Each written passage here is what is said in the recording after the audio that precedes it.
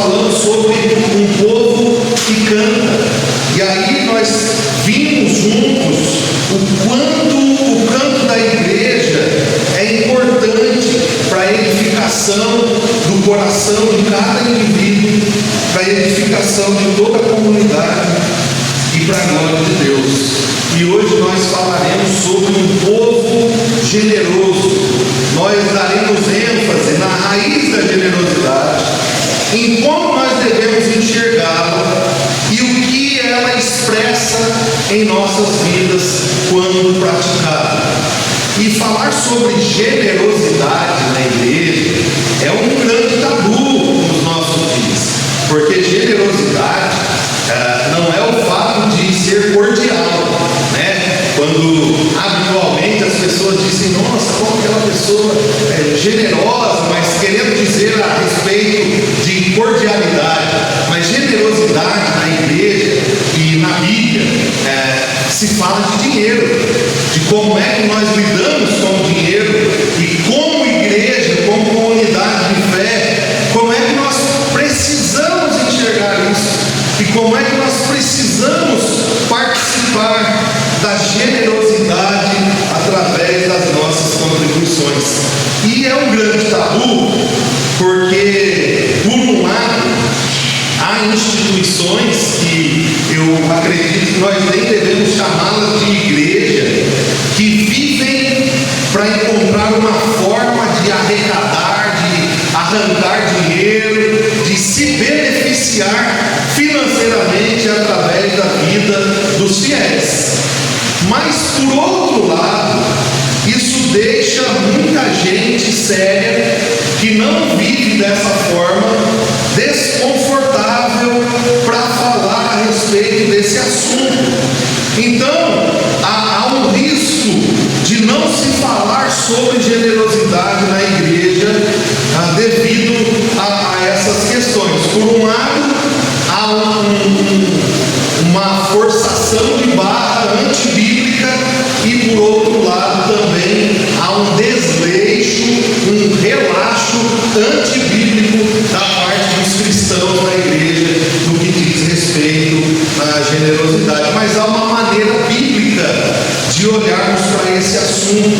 Há uma maneira séria, justa, correta de olharmos para esse assunto tão importante para a vida do cristão individualmente, mas especificamente para a vida de uma comunidade de fé, e é o que nós vamos fazer hoje.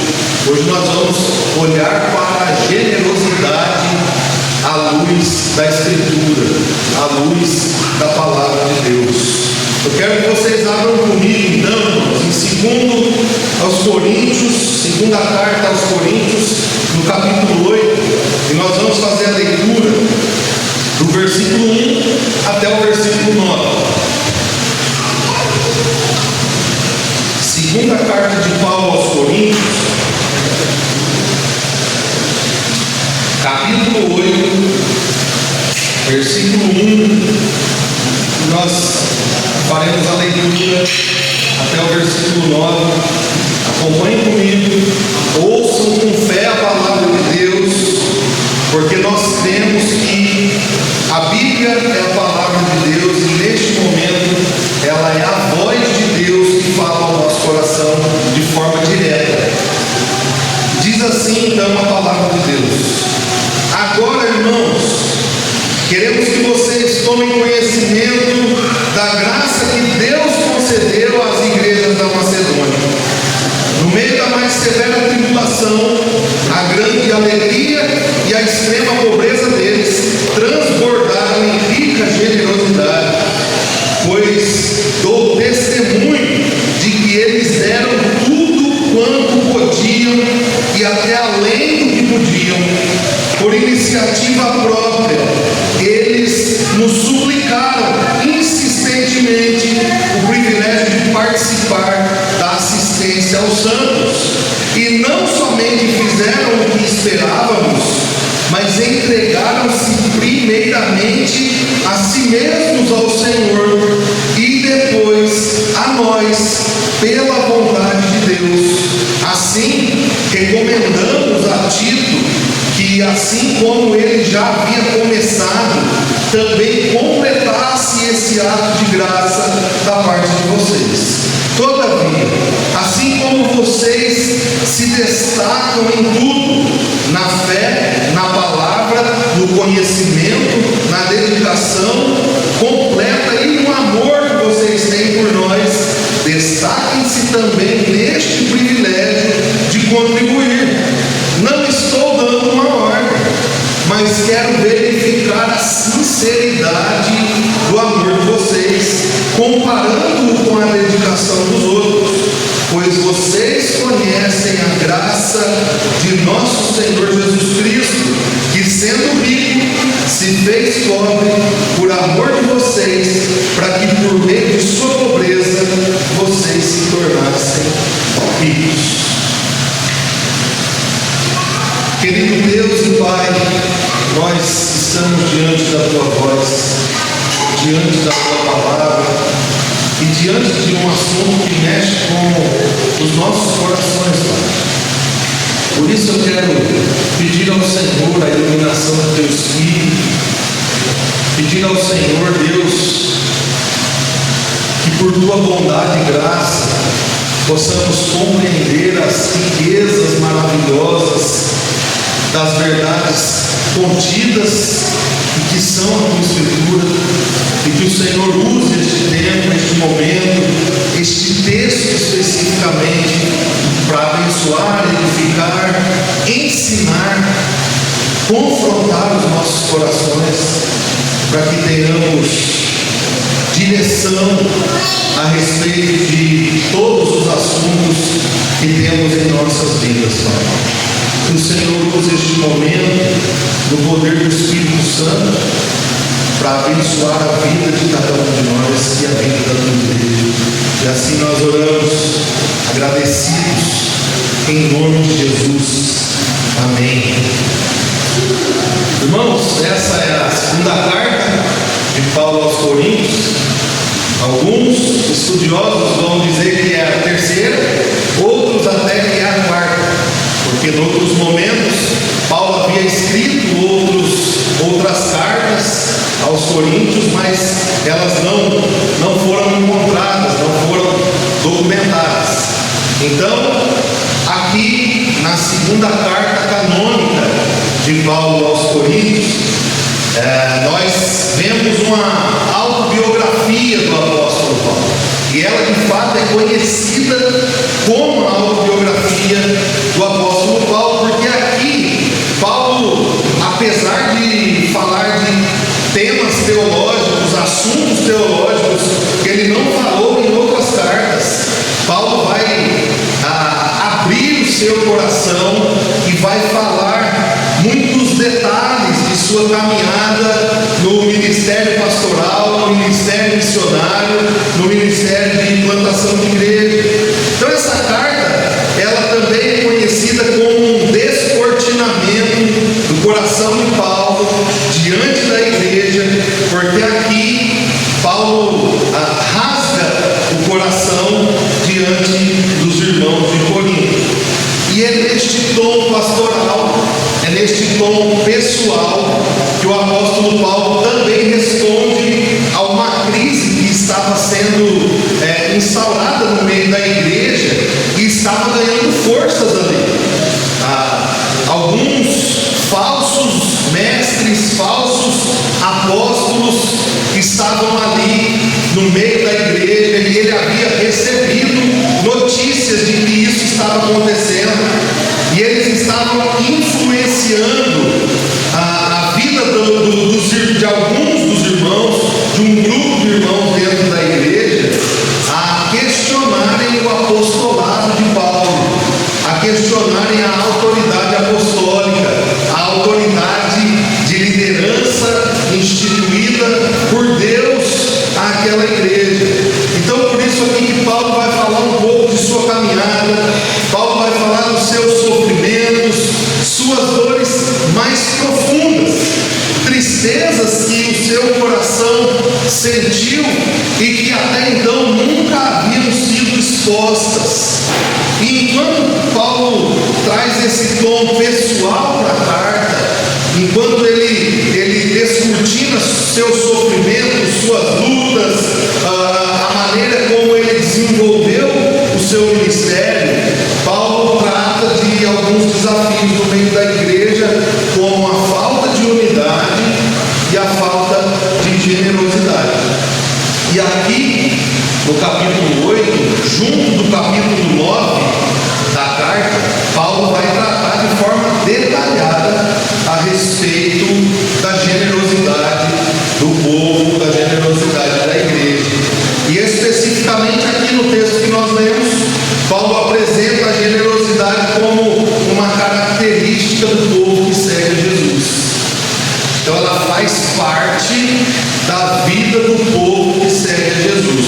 Paulo, aqui no texto que lemos, ele está incentivando os irmãos de Corinto a contribuírem de forma generosa com a igreja de Jerusalém, que havia irmãos que estavam passando por necessidades. Então as igrejas faziam suas coletas de generosidade para abençoar a vida daqueles irmãos. Você já parou para refletir sobre a sua generosidade? Você já parou para pensar cuidadosamente a respeito de sua generosidade? Você já parou para pensar sobre o que de fato te torna um cristão generoso e o que de fato pode fazer de nós uma igreja generosa? E o que um cristão, uma igreja generosa, estão expressando através dos seus atos de generosidade? Vocês já pararam para pensar nisso? Como esse é um assunto muito delicado, normalmente a gente passa por cima da nossa vida. Vocês já pararam para pensar nisso de forma sincera? Colocar-se diante de Deus, diante da palavra de Deus, para pensar a respeito de sua generosidade. Eu quero refletir com vocês nessa manhã sobre esses aspectos, olhando para esse texto e extrair dele algumas lições que são preciosas para a nossa vida, para a nossa comunidade e fazem parte da caminhada de uma igreja que é simplesmente uma igreja.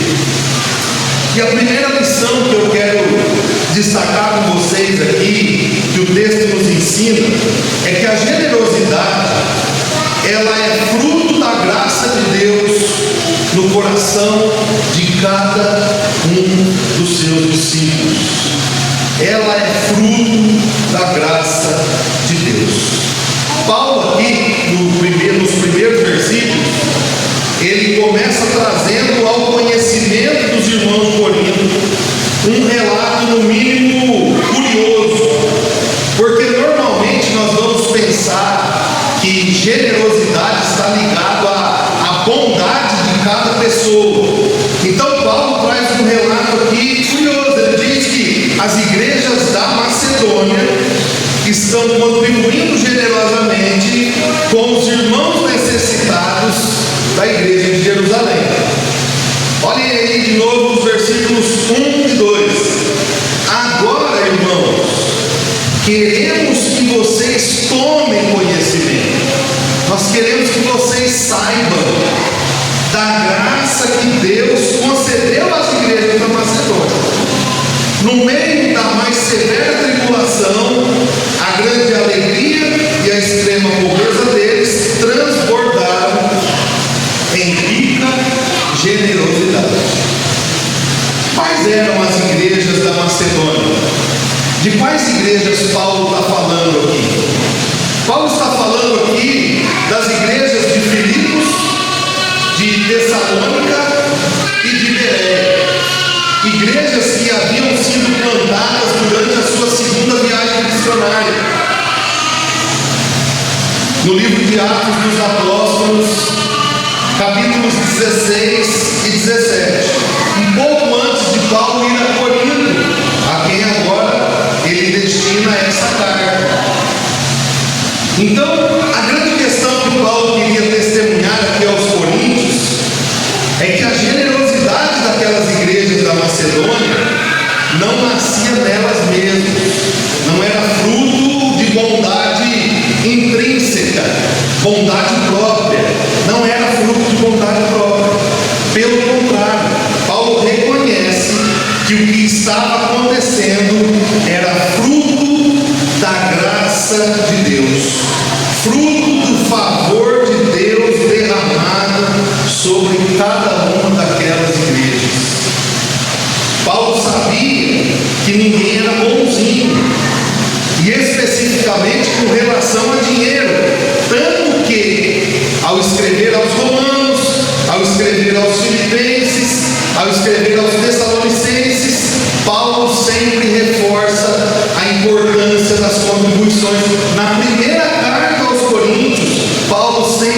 reforça a importância das contribuições, porque ele sabia que no que diz respeito a dinheiro, ninguém é bonzinho. Não é assim na família?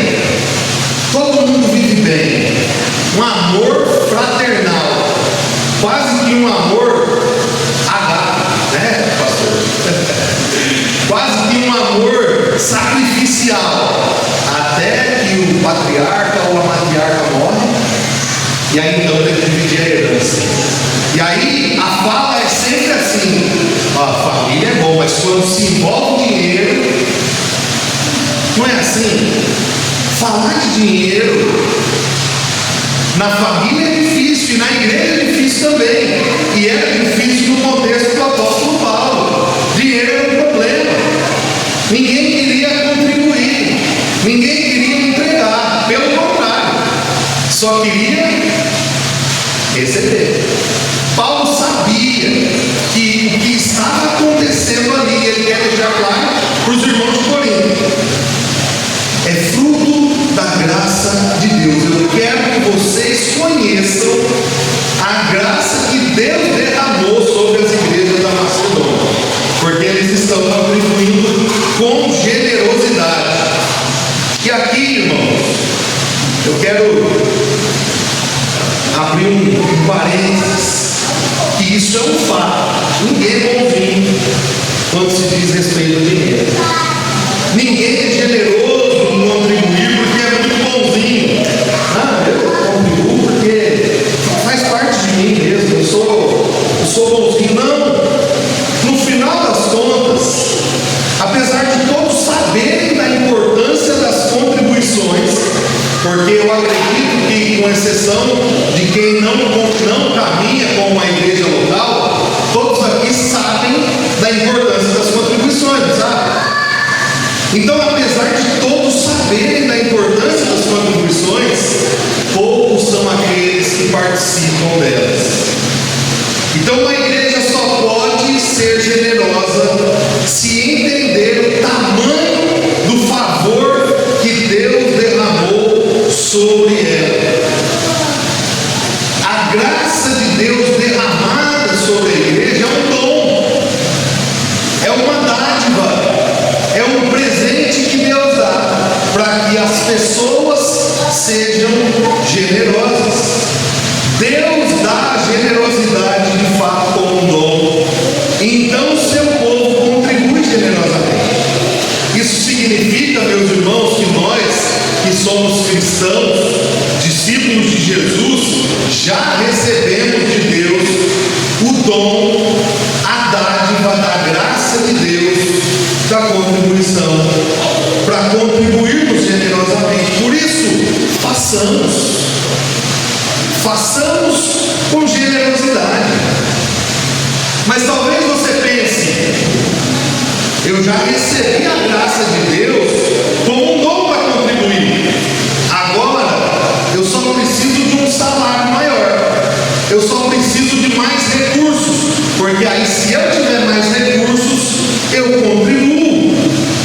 E aí então Paulo trata sobre esse assunto. Paulo deixa claro duas verdades aqui a respeito da generosidade, que é de fato fruto da graça de Deus. Paulo vai mostrar que a generosidade não está ligada ao quanto temos de recursos, mas ao desejo sincero de participarmos do que Deus está fazendo no mundo. O versículo 2 diz assim, no meio da mais severa tribulação, a grande alegria e extrema pobreza, não é extrema riqueza, não é viver abastados de bens, de materiais, não é uma conta bancária cheia das igrejas da Macedônia. Em meio à grande tribulação, em meio à severa tribulação, a grande alegria e extrema pobreza transbordaram em rica generosidade. Mas está errado o negócio desse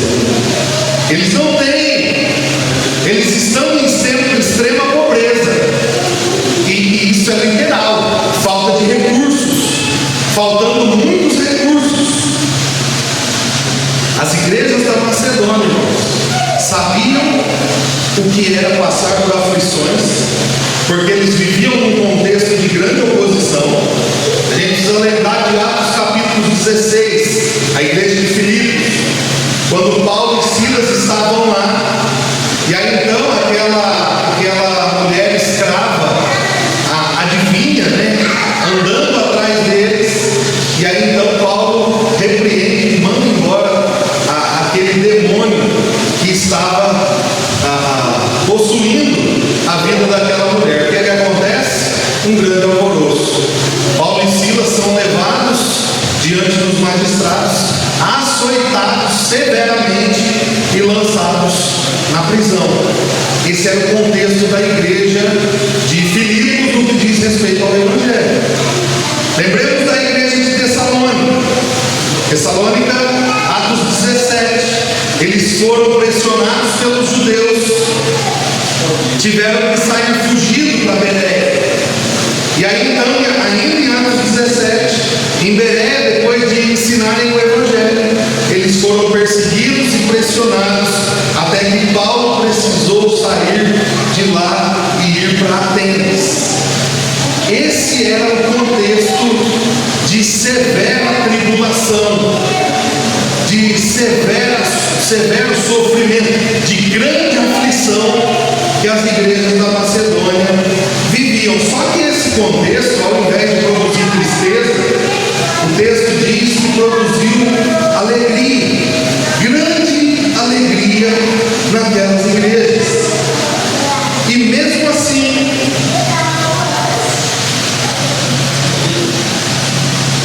trouxe a cada uma daquelas igrejas extrema pobreza. Então vejam bem, eles eram perseguidos, oprimidos em seu contexto. No meio da oposição, eles tinham grande alegria, mas essa oposição trazia escassez de recursos financeiros. E aí então Paulo vai falar aqui que ele havia testemunhado da generosidade daqueles irmãos, vivendo exatamente naquele contexto. É o que ele vai dizer nos versículos 3 e 4. Que dizem assim: pois dou testemunho de que eles deram tudo quanto podiam, e até além do que podiam. Por iniciativa própria, eles nos suplicaram insistentemente o privilégio de participar da assistência aos santos. Irmãos, aqueles crentes da Macedônia deram o que tinham, porque para eles era um privilégio contribuir para os cuidados dos irmãos necessitados na igreja de Jerusalém. Eles suplicaram. Sabe quando alguém que você vê que tem uma condição financeira bem regular para se suprir, e aí essa pessoa vem ofertar a você, e você constrangido fala assim: não, imagina, não precisa. E aí esses irmãos suplicaram insistentemente o privilégio de participar da assistência aos santos da igreja de Jerusalém. Deixe-nos ajudar. Para nós é um privilégio, para nós é uma alegria. Deixe-nos ajudar. E aí então Paulo vai seguir falando. Primeiro ele fala que a generosidade não está ligada ao quanto você tem, porque aquelas igrejas viviam em extrema pobreza, mas está ligada a um desejo sincero de participar do que Deus está fazendo. E depois ele vai dizer que a generosidade é consequência de corações que primeiramente foram entregues ao Senhor, e então frutificaram na entrega de suas contribuições aos irmãos. Versículo 5, ele fala: olha, eles não somente fizeram o que esperávamos, mas entregaram-se primeiramente a si mesmos ao Senhor e depois a nós, pela vontade de Deus. Então é fato, irmãos, que as igrejas da Macedônia estavam testemunhando de uma entrega total ao Senhor. Eles estavam testemunhando de um amor que de fato brotava do amor a Deus e se estendia no amor ao próximo através da generosidade. E aqui, no final do versículo 4, diz que era pela vontade de Deus. Eles sabiam que estavam, pela graça de Deus, fazendo a vontade de Deus. Ser generoso não é só fruto da graça de Deus, mas também faz parte da vontade de Deus para a vida de cada cristão. Nós precisamos reconhecer que a generosidade ela é tão espiritual quanto qualquer outro dom que Deus dá ao seu povo. É impossível ser generoso sem a graça de Deus. É impossível ser generoso sem ter sido entregue ao Senhor primeiro. É impossível ser generoso sem que Deus nos tome por completo. Porque sem a graça de Deus, ao invés de generosos, nós somos gananciosos. Sem a graça de Deus, ao invés de contribuir, nós queremos receber. Essa é a raiz da falsa generosidade. A raiz da falsa generosidade é aquela que quer reter, reter, reter e reter. A raiz da falsa generosidade está em uma aparência de entrega, mas um desejo muito grande de receber. E é isso que nós vemos hoje em dia: falsa generosidade, tristeza em contribuir, tristeza em participar da vida financeira da igreja. É isso que nós vemos nos dias de hoje. Infelizmente, muitos teólogos e estudiosos vão dizer que de fato você consegue ver a verdadeira maturidade na conversão de alguém quando o seu bolso se converte. Outros vão dizer que a última parte do cristão a se converter é o bolso. Irmãos, é um privilégio, é uma dádiva. Mas há uma falsa generosidade circulando no nosso meio. Vamos pensar aqui no católico. Por quanto um católico oferta financeiramente ou entrega a sua obra de caridade? Ele faz por quê? Ele faz porque ele vai ganhar uns pontinhos a mais com Deus. Ele faz porque Deus, além de dar uns pontinhos a mais a ele, pode salvá-lo. Agora pense em um espírita. Como é que o espírita faz a sua obra de caridade, a sua contribuição? O espírita dá porque ele acredita que ao dar, ele está evoluindo espiritualmente, ele está pagando por débitos espirituais do passado e ele está crescendo individualmente. Agora pense naqueles crentes da prosperidade. Eles contribuem por algumas questões, por medo de ir para o inferno. Se eu não der o meu dízimo, a minha oferta, eu vou para o inferno. Deus riscou meu nome do livro da vida. Ou por uma motivação ainda pior, porque ter medo do inferno é legítimo. Agora, por uma motivação ainda pior, porque ele quer receber 10 vezes mais.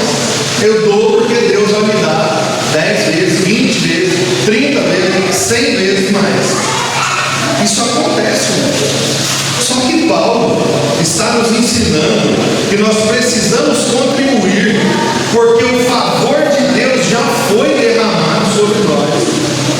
Nós devemos contribuir porque nós queremos participar do que Deus está fazendo em nossa cidade e no mundo através da igreja local. E nós só faremos isso se os nossos corações estiverem totalmente preenchidos por Jesus. Porque a generosidade, ela não está ligada ao quanto nós temos, mas ela está ligada a quem temos como centro da nossa vida e do nosso coração.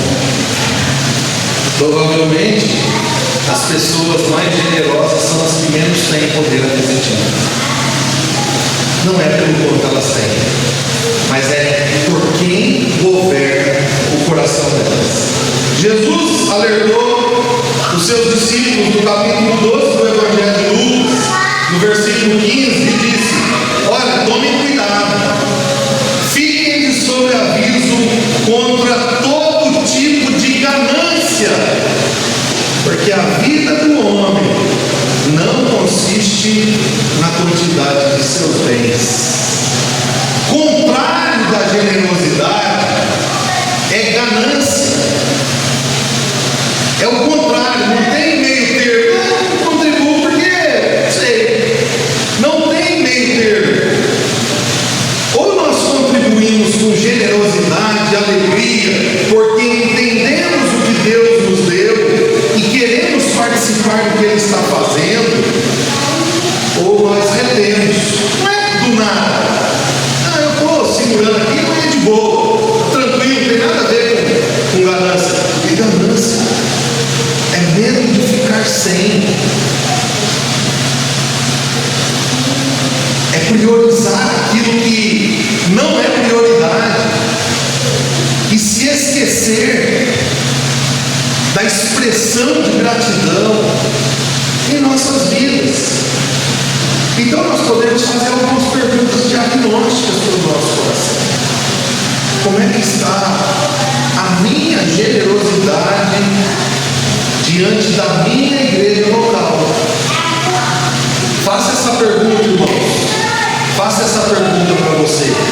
Como é que está a minha generosidade diante da minha igreja local? Se você é generoso, pergunte-se por quê. Pode ser que às vezes você ainda tenha a ideia de que você contribui, porque se você não contribuir, Deus vai arrancar alguma coisa de você. Talvez você tenha a ideia de que você contribui, porque se você não contribuir, Deus não vai te abençoar financeiramente. Deus não vai te dar. Então sonde a motivação pela qual você faz, se você faz generosamente. Agora, se você não faz, sonde a motivação do seu coração. Por que eu não contribuo? Por que eu não sou generoso? Se tudo vem do Senhor, será que se eu contribuir, Deus vai de fato deixar faltar algo a mim? E lembrem-se, cada um dê na proporção que lhe é devida. Deus não está pedindo todo o teu salário. Paulo não está pedindo o caixa da igreja de Corinto. Deus está, de fato, ensinando o seu povo, por meio de Paulo, que a generosidade não tem a ver com o quanto fazemos, mas sim por que fazemos e como fazemos. Então faça essas perguntas aos seus corações. Sabe por quê? Porque as igrejas da Macedônia haviam entendido um princípio que nós temos muita dificuldade de entender. Quando Paulo fala em Atos capítulo 20, versículo 35, que ele trabalhou e supriu suas necessidades e as necessidades dos irmãos, porque há maior alegria em dar do que em receber. As igrejas da Macedônia tinham entendido isso. É melhor dar do que receber. Mas ainda, irmãos, nós aprendemos uma lição. O texto nos ensina aqui que a generosidade não deve ser um peso, mas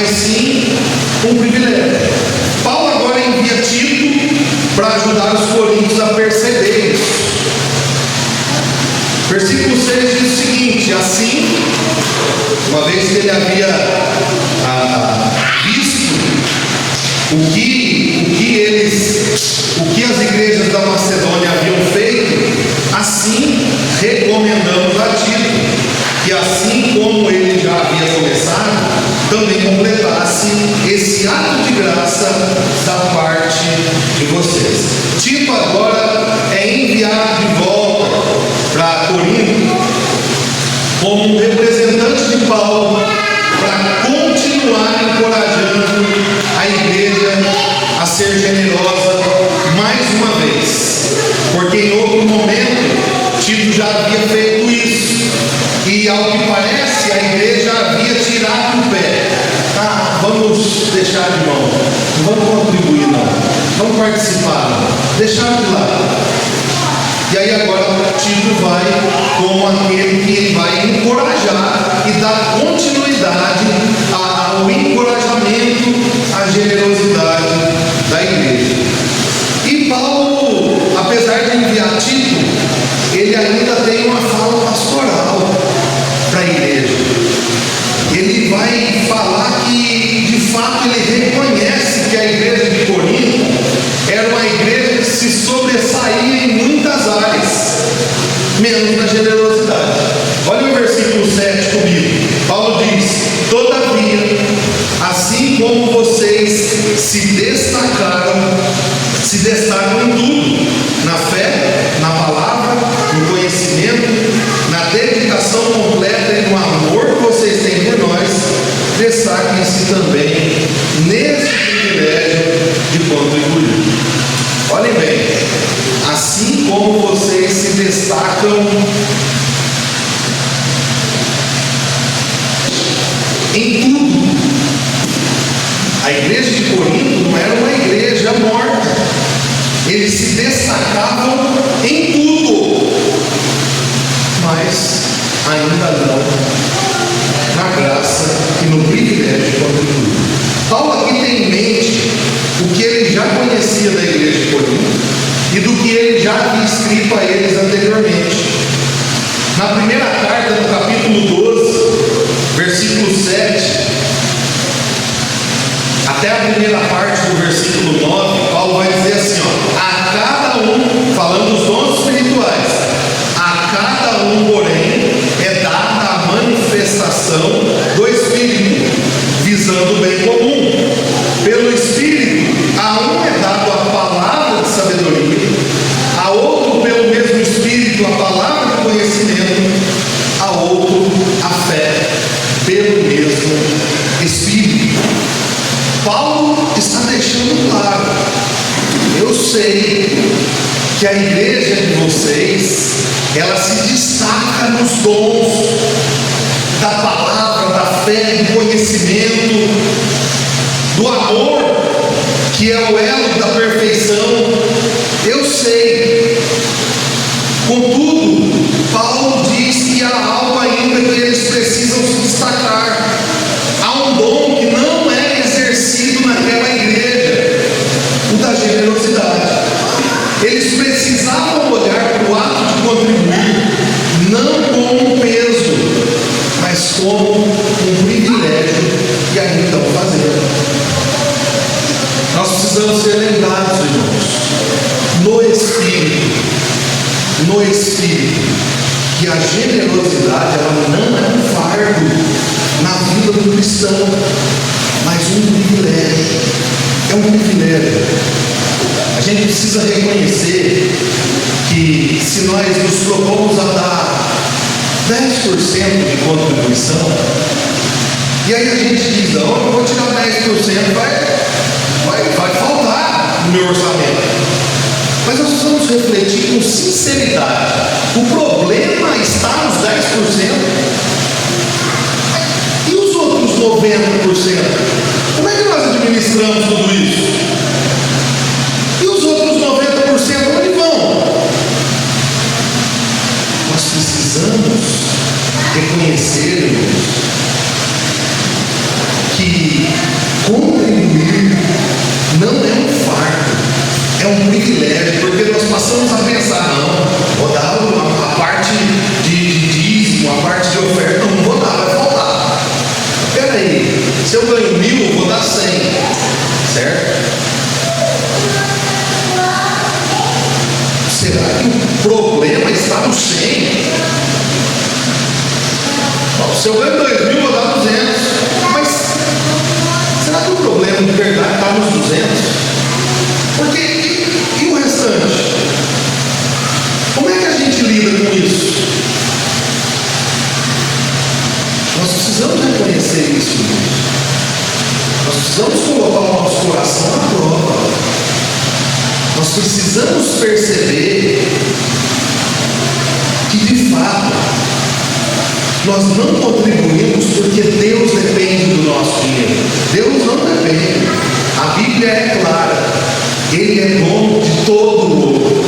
E Ele é dono de toda a prata.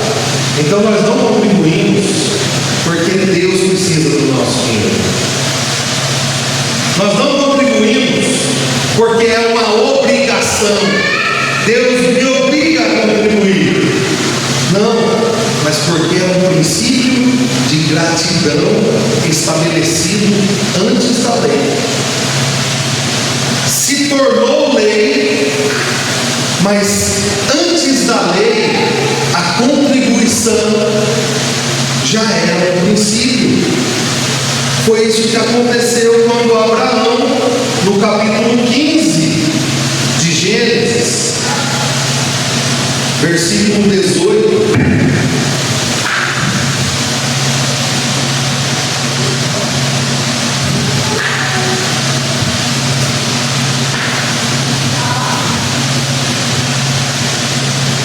quando Abraão disse: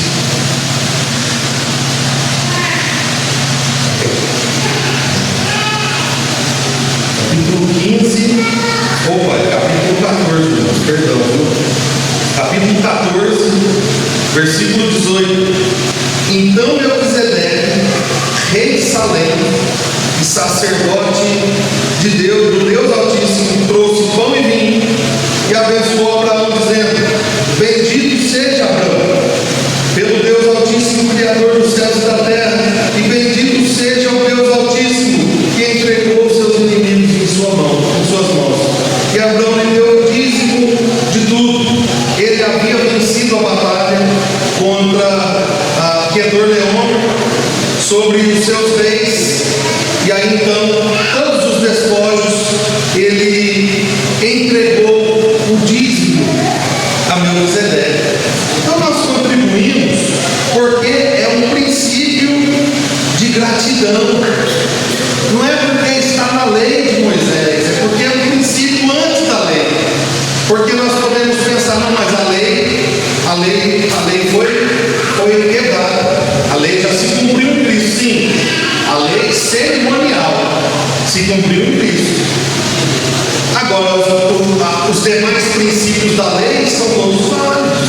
Senão a gente precisa arrancar o Antigo Testamento fora.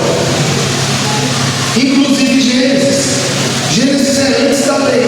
Então nós contribuímos porque é um princípio. Nós devemos ter cuidado, porque há muitos cristãos que crescem na fé, crescem no conhecimento, crescem na palavra, mas estão estagnados na generosidade, tomados pela ganância.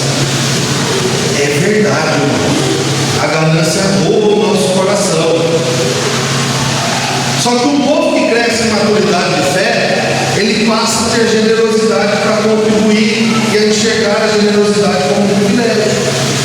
Então a generosidade, ela é didática para os nossos corações. Ela nos ajuda na prevenção contra a idolatria do dinheiro. Jesus trata disso. E Ele trata o dinheiro não como um bem, uma posse, como um Deus. No capítulo 6 do Evangelho de Mateus, no versículo 24, Jesus falou: nós não podemos servir a dois senhores. Olhem bem se isso acontece nos dias de hoje.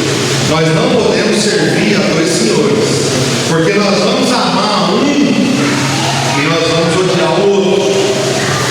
Nós vamos nos dedicar a um e nós vamos abandonar o outro. Quem são esses deuses? Nós não podemos servir a Deus e ao dinheiro.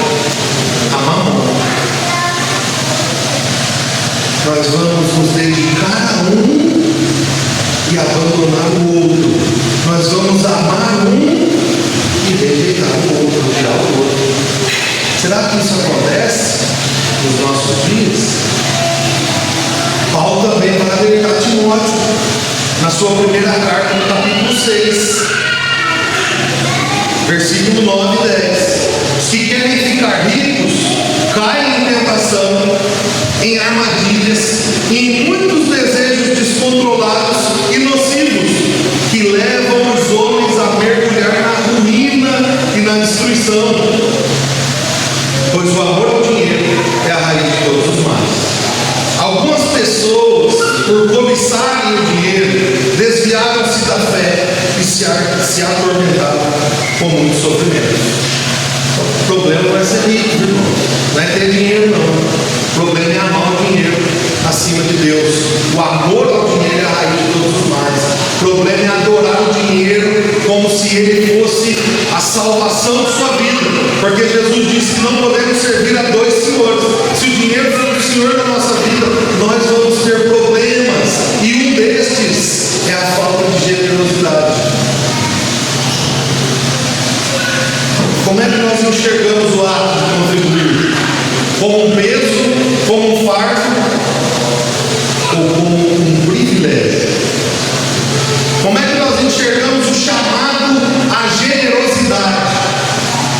Um pedido de socorro de Deus, um desejo de Deus ardente pelo quanto nós ganhamos, ou porque Deus quer nos ensinar que sim, as contribuições, o dinheiro, eles podem fazer muitas coisas, mas a maioria delas eles não podem fazer. Deus pode suprir todas as nossas necessidades. Paulo deixa claro aos irmãos do Corinto que contribuir não é um peso, não é um fardo, é um privilégio. Como é que nós vamos enxergar? Como é que nós vamos praticar o ato de contribuir na vida? Por fim, o texto nos ensina uma última lição. Nós aprendemos que a generosidade é uma expressão de amor e uma forma de nos moldarmos à semelhança de Jesus Cristo. Paulo agora vai deixar claro que generosidade não é uma ordem, mas a generosidade vai mostrar de fato a sinceridade do nosso amor. Versículo 8 ele diz: eu não estou dando uma ordem, mas eu quero verificar a sinceridade do amor de vocês, comparando com a dedicação dos outros. Paulo está pondo à prova os coríntios, em comparação com o amor daquelas igrejas da Macedônia, em comparação com a generosidade daquelas igrejas da Macedônia.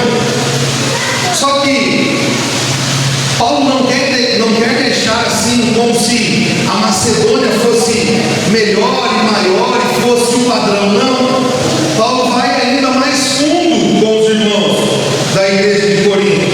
Ele vai falar que no final das contas o padrão é Jesus Cristo. O padrão de generosidade é Jesus. Ele vai dizer isso no versículo 9: pois vocês conhecem a graça do nosso Senhor Jesus Cristo, que sendo rico, se fez pobre por amor de vocês, para que por meio de sua pobreza vocês se tornassem ricos. É bom ouvir isso, e nós precisamos ouvir isso. Cristo, sendo rico, se fez pobre para que nós nos tornássemos ricos por meio de sua pobreza.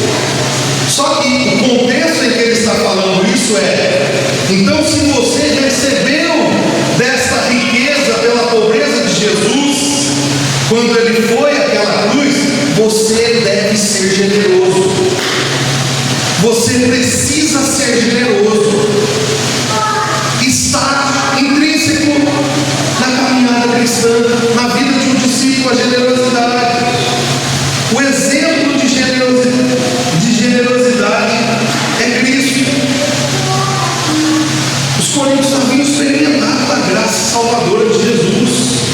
Eles haviam recebido do dom da vida eterna, haviam sido supridos de uma riqueza incomparável diante das riquezas deste mundo.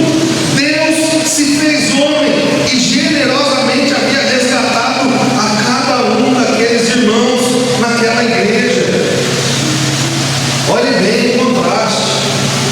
Paulo está falando que as igrejas da Macedônia eram generosas, igrejas em extrema pobreza, e agora ele está falando de uma igreja de Corinto, rica, abastada de dinheiro. Corinto era uma cidade rica, com seus portos ali, 2 grandes portos que movimentavam a economia da cidade. Todos tinham recursos, trabalhavam ali, mas não contribuíam. Mas o Filho de Deus é o padrão de generosidade para aqueles irmãos. E Paulo, ele fala isso aos Filipenses, no capítulo 2, sobre o esvaziamento de Jesus. Deus glorioso, perfeito, santo, se esvaziou.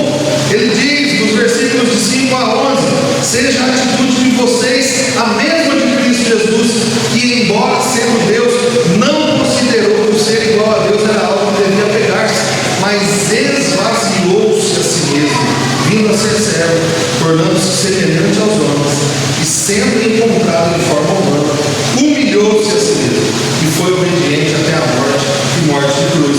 Foi aqui que Jesus se fez pobre. Imagine um Deus santo se tornando homem, que humilhação. Agora imagine um Deus santo, perfeito e sem pecado, indo à cruz para morrer pelos nossos pecados, sendo morto injustamente, nos substituindo, indo no nosso lugar naquela cruz. É isso, irmão. O Filho de Deus, o Verbo encarnado, foi e é o nosso maior exemplo de generosidade, pois ele sempre se mostrou generoso todas as vezes em que nós precisamos dele. Ele esteve ali, glorioso, santo, justo e perfeito, mas humilde, porque ele não teve como algo que devia apegar-se, que ele era de fato Deus. Então, meus irmãos, Jesus é o maior remédio para corações que perderam a alegria da generosidade. Então, se você perdeu a alegria da generosidade, lembre-se de Jesus. Não há um grito de socorro da parte de Deus, e nem muito menos um favor para a igreja, as nossas contribuições. Não, nós precisamos de corações convertidos, de corações comprometidos, de corações responsáveis com as nossas responsabilidades mesmo, da qual uma delas é a contribuição. Jesus é o remédio para o nosso coração, quando ele perde o desejo de ser generoso. Quando ele foi à cruz, ele mostrou que todas as riquezas dessa terra são incomparáveis com as riquezas que estão reservadas a nós no céu. Na cruz, Jesus nos ensinou que nós podemos comprar sim muitas coisas com os nossos bens materiais, mas nada se compara à sua pobreza e o que ela comprou, nos dando salvação e vida eterna. E isso deve nos levar a uma reflexão. Se Cristo deu tudo por nós, inclusive sua própria vida, para nos fazer ricos de sua graça, devemos então de igual modo oferecer nossas vidas e nossos bens numa expressão de amor e generosidade, porque a generosidade ela está estritamente ligada ao Evangelho. Porque para homens e mulheres pecadores como nós, que estavam condenados na podridão dos seus pecados e que receberam tamanho perdão na entrega de Jesus na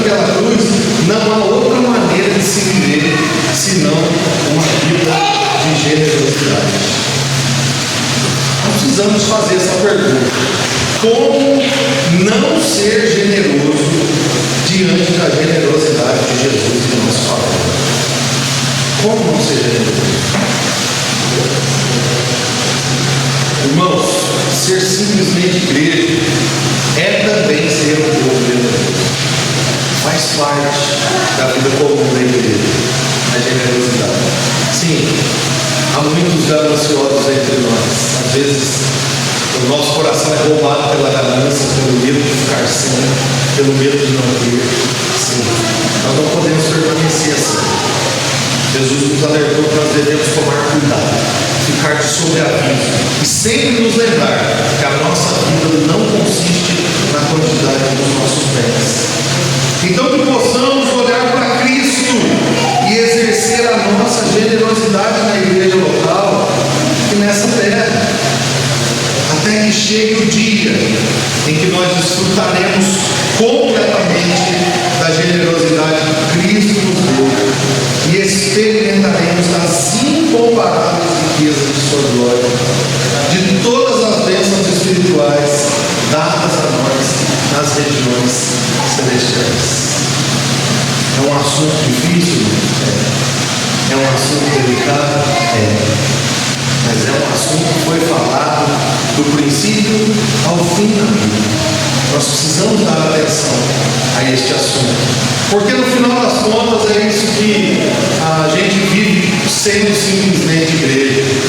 Nós vivemos nos reunindo, lutando para estarmos juntos. Nós vivemos cantando, lutando contra os nossos corações e com as circunstâncias, para levantar as vozes e reconhecer a grandeza do nosso Deus. E nós vivemos lutando contra a nossa ganância, para sermos de fato um povo generoso. Que Deus, no poder do Espírito Santo, nos ajude a vivermos dessa forma e continuamente a avaliarmos o nosso coração. Dessa forma, passamos com generosidade. Tudo que fizermos aqui